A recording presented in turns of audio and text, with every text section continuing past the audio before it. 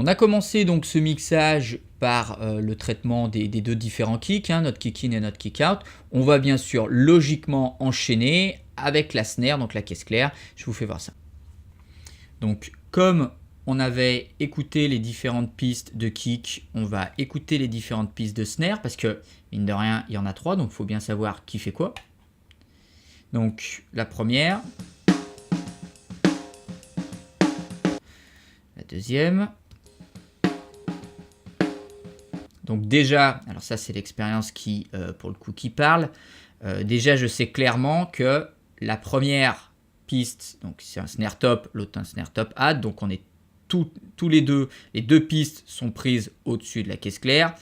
Mais il y en a une, regardez si vous écoutez bien. Écoutez l'harmonique. Elle est beaucoup plus présente sur le snare top add que sur le snare top tout court. Donc ce qui me fait dire que le snare top, ça a été pris par un micro qu'on appelle un micro dynamique et la snare top add par un micro statique, donc qui déjà a une plage de fréquence plus grande, c'est pour ça qu'on capte plus d'harmonique ici, et qui est beaucoup plus sensible. Donc ça c'était pour la petite aparté et pour vous donner un peu un tip and tricks qui peut vous aider à vous repérer. Le snare bottom, c'est la snare qui va être dessous, donc vulgairement entre guillemets appelé le timbre.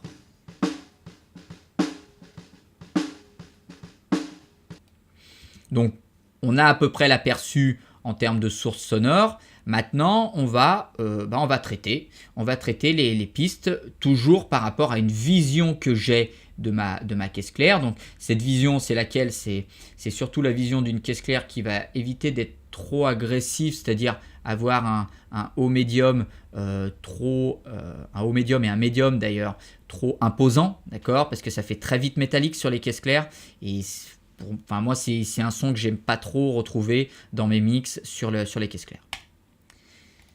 Donc on reprend la première, donc la snare top. On peut, comme pour le kick, essayer de voir si on peut pas les nettoyer un peu, donc via un gate.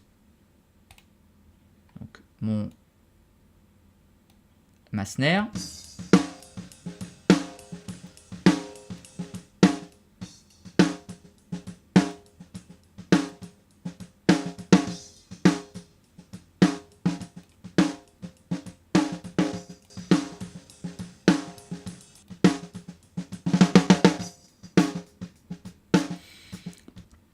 Je pense qu'on est pas mal là. Attention, il ne faut pas non plus se retrouver à tellement gater que en fait, on n'a plus que l'attaque, on n'a plus de résonance, on n'a plus rien. Ça, il faut y faire vraiment attention, même si bien sûr après c'est remis dans un global, mais quand même, faut pas abuser comme on dit. Donc je vais équaliser. Donc là, je choisis les cues que je veux. Hein. Je vais garder celui-là. Je l'aime beaucoup parce qu'il nous permet aussi d'écouter ce qu'on enlève. Donc, ce qui est quand même relativement pratique, notamment dans le cas d'une caisse claire. Donc,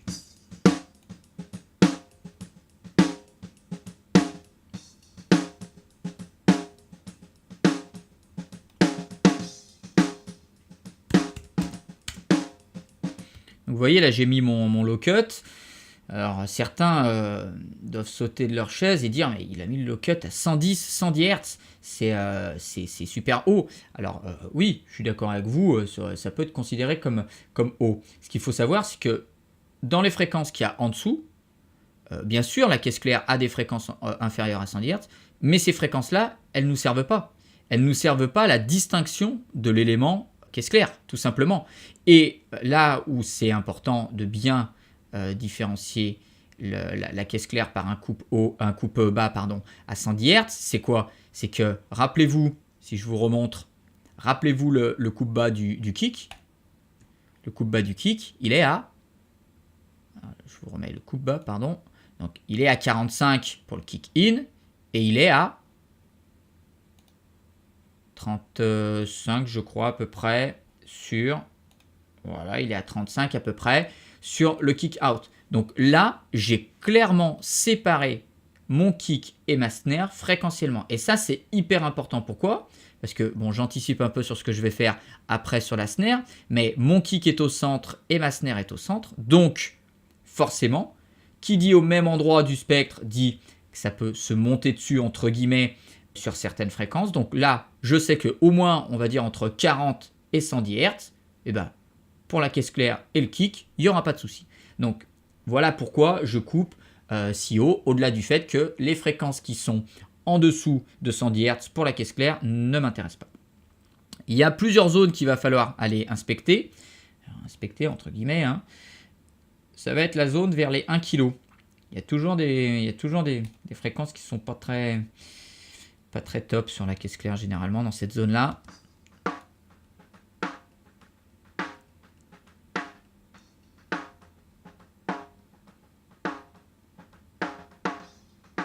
Vous voyez, c'est pas très agréable comme fréquence.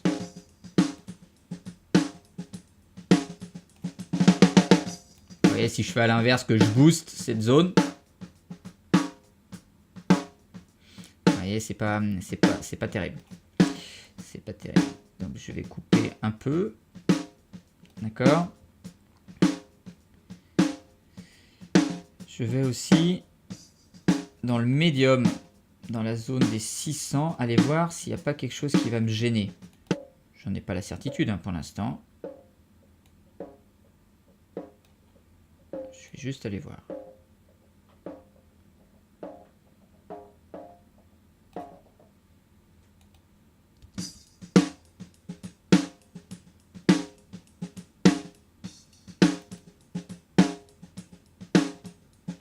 Vous entendez cette fréquence derrière que j'enlève grâce à cette bande-là quand je le mets.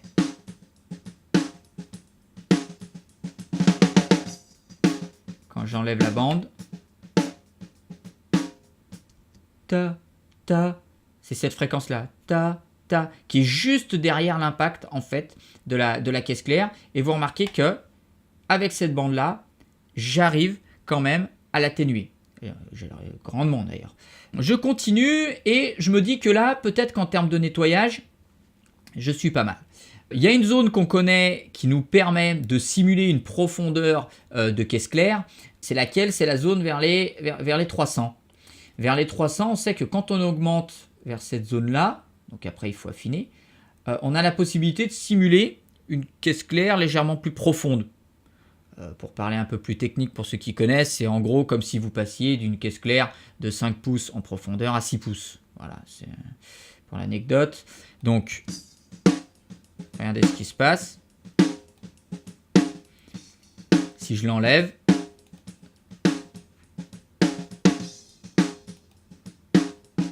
voilà. Après, voilà, je peux me déplacer un peu. Certains aiment, d'autres un peu moins. Ça, après, c'est des goûts, des couleurs. C'est aussi par rapport à la vision que vous avez de votre caisse claire. Moi, je pense que là, pour l'instant, à cette étape-là, sans avoir rajouté les autres, je ne vais pas en avoir besoin. Donc, je peux aller voir, par contre, voir peut-être un coupe haut. Est-ce que j'en aurais besoin? Alors, attention, le coupe haut à utiliser vraiment avec précaution.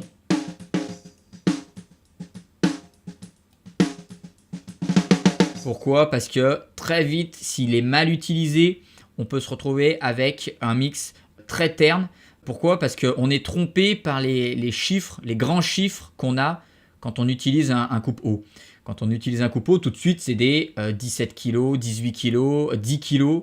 Et pour nous, inconsciemment, 10 kg, 8 kg, ça paraît tout de suite énorme. Donc on se dit, tiens, il faut qu'on coupe, il faut qu'on coupe. Non, écoutez bien ce que vous faites, d'accord? Écoutez bien l'endroit où vous avez posé votre coupe haut et faites abstraction, entre guillemets, de la grosseur du chiffre. Là, vous voyez, je suis à 17K.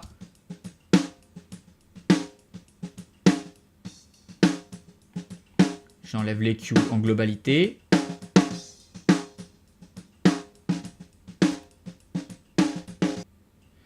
Donc voilà. Là, je pense que je n'ai pas altéré, entre guillemets, le haut du spectre, enfin les harmoniques hautes de ma caisse claire. Hein. J'ai coupé à 17K.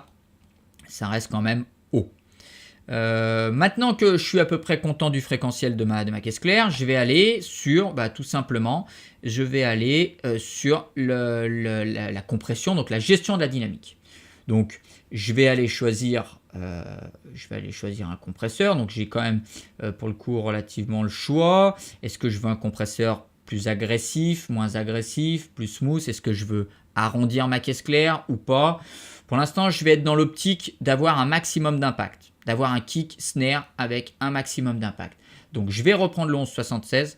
Ce qu'il faut savoir, parce que certains peuvent dire ouais ben bon, il a tout un tas de plugins, il prend toujours le 1176. Oui, mais parce que ce qu'il faut savoir, c'est qu'en studio, le 1176, c'est une des références les plus utilisées. Entre guillemets, j'allais dire vulgairement, un studio sans 1176, c'est pas vraiment un studio. C'est comme si vous dites un bar sans bière, c'est pas un bar. Bah voilà, bah c'est la même chose. Donc là, je vais utiliser le 1176 et toujours à la recherche de l'impact.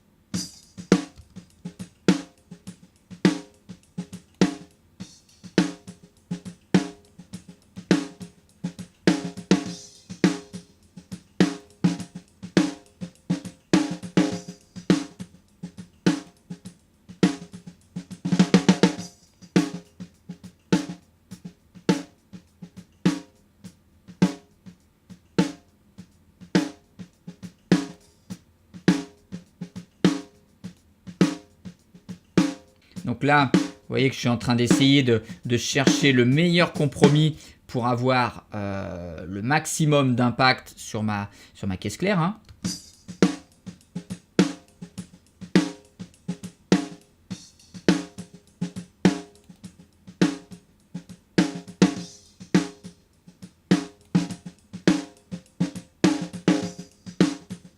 Donc là, vous voyez, bon, là, on a quand même gagné en termes d'impact. Donc là, pour le coup, c'est vraiment ce que je recherchais hein, dans cette caisse claire-là. Petit aparté, mais pas inutile. N'oubliez pas, quand vous êtes en train de faire un mix, de sauvegarder. D'accord?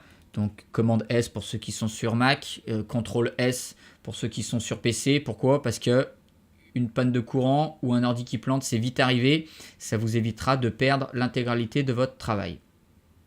Maintenant que je pense que ma caisse claire top, donc la première est relativement correcte, j'allais dire, je vais aller voir sur le add. Donc le add, je sais que déjà ça va me rajouter beaucoup plus d'harmoniques aiguës. Je le sais puisque je l'ai entendu tout à l'heure.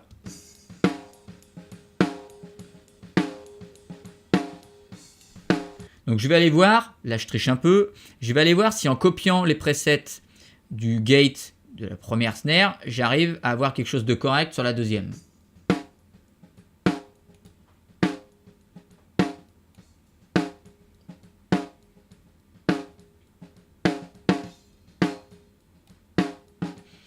Vous avez vu, j'ai modifié légèrement la release parce que elle était un peu trop serrée, ça me convenait pas trop.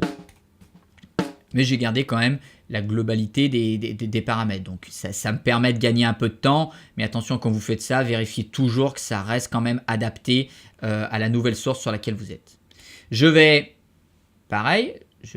équaliser ma source.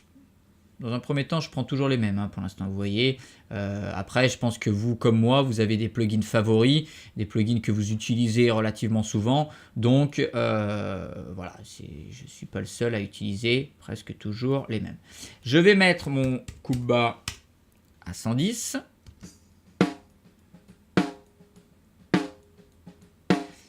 Je vais essayer de limiter, vous entendez, l'harmonique derrière qui tourne, enfin quand je dis qui tourne, qui résonne.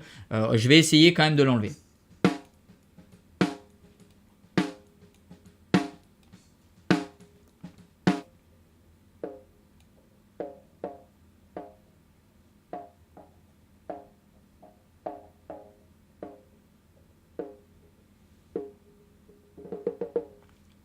Là, je choisis la meilleure zone. Hein. J'analyse ce que j'écoute.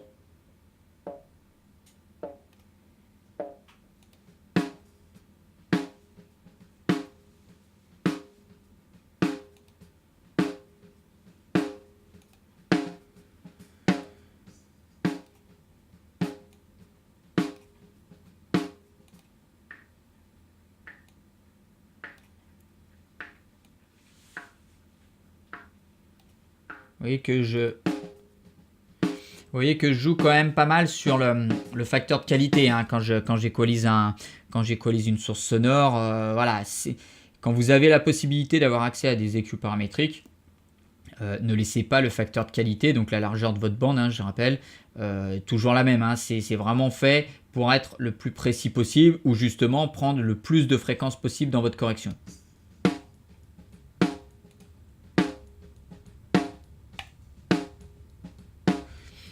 Là, je pense que je vais rester comme ça pour l'instant. Je vais essayer pareil de gagner l'impact de ma snare top add, non pas fréquentiellement parlant, mais dynamiquement parlant. Donc là, je vais tout de suite me pencher sur la compression. Donc pareil, 11.76 pour l'instant. Vous verrez qu'après, je prendrai d'autres plugins qui seront peut-être plus adaptés, notamment pour la voix. Je vais prendre un LA2A, etc. Pour les guitares, un LA3A, d'accord, donc qui sont réputés pour bien marcher sur ce genre de source. Mais pour l'instant, pour tout ce qui est percussif, le 11.76, ça reste quelque chose qui marche très bien. Donc là, toujours à la recherche, j'allais dire, de l'impact. Hein.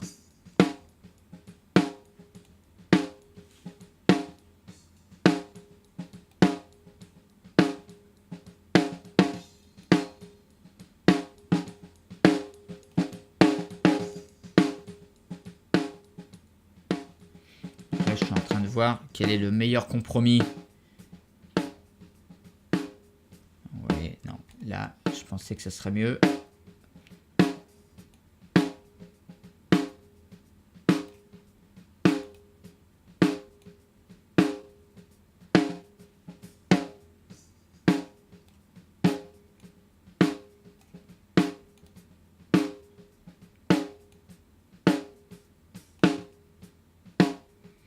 Donc, je me réfère aussi, au-delà du son que j'entends, je me réfère aussi à cette aiguille que je vois qui m'indique le gain reduction.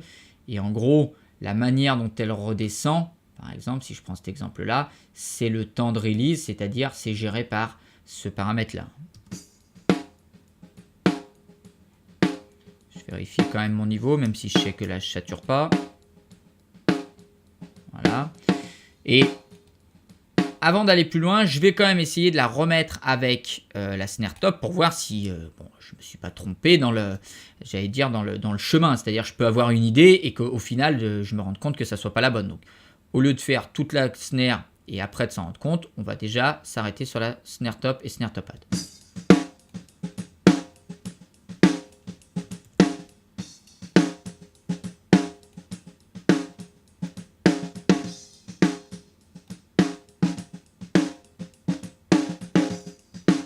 Donc là, je suis en train de voir est-ce que je mets snare top en avant ou snare top add, hein, tout simplement.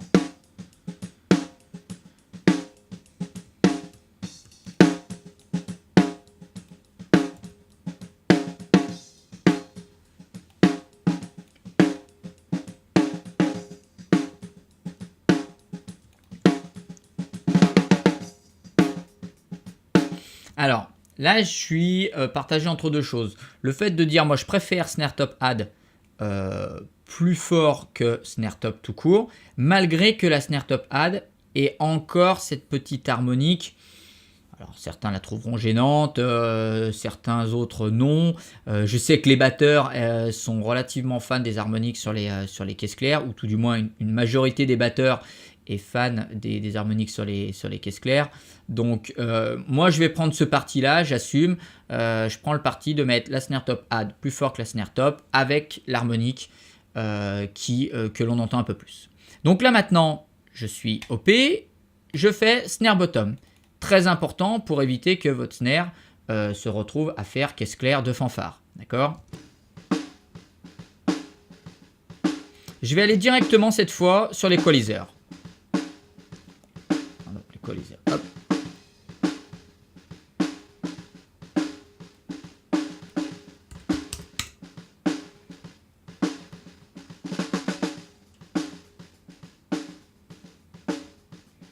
Je me permets généralement sur le snare bottom, ce qui est moins le cas sur le snare top et snare top add, je me permets des corrections généralement beaucoup plus grossières sur le snare bottom, parce que j'estime que ça souffre bien ce genre de correction, tout simplement en fait, hein, c'est des goûts.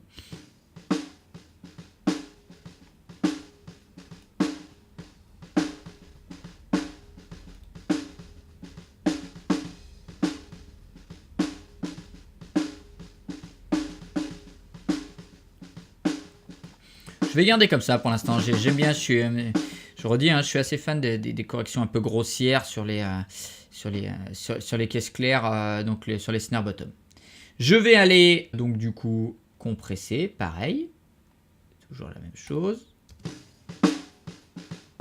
Donc là, bien sûr, c'est pas l'impact que je cherche. L'impact, je l'ai trouvé avec mon snare top add. Ça va être là une pure gestion de la dynamique de ma snare bottom.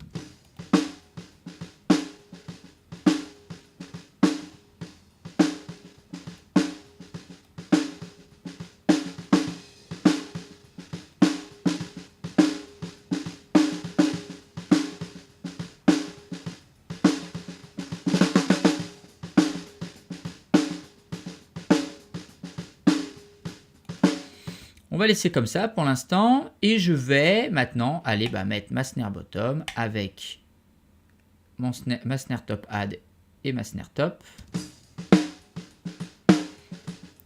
Donc regardez ce que ça fait quand je me retrouve à mettre. Vous voyez, là, voilà, c'est un peu trop, mais vous voyez, c'est un vrai apport. Une caisse claire, donc une snare sans micro bottom, c'est une snare qui fait fanfare, quoi. Bon, j'ai rien contre les snares de fanfare, attention.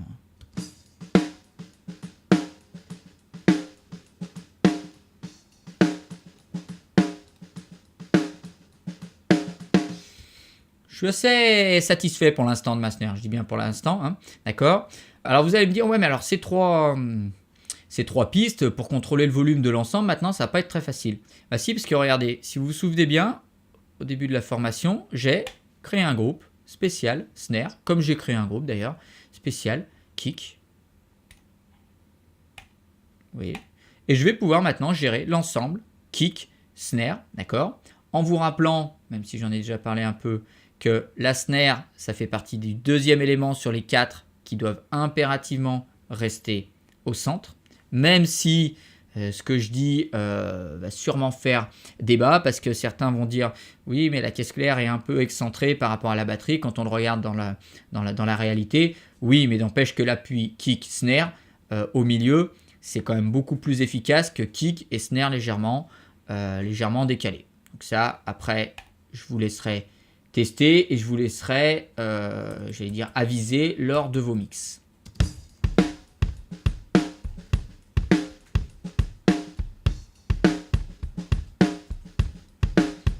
Quelque chose qui prend quand même forme, hein.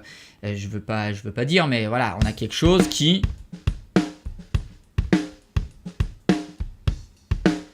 allez, pour vous faire une petite comparaison, je vais bypasser tous les plugs. Vous allez voir, entre le départ et l'arrivée, c'est quand même pas la même chose. Et là maintenant,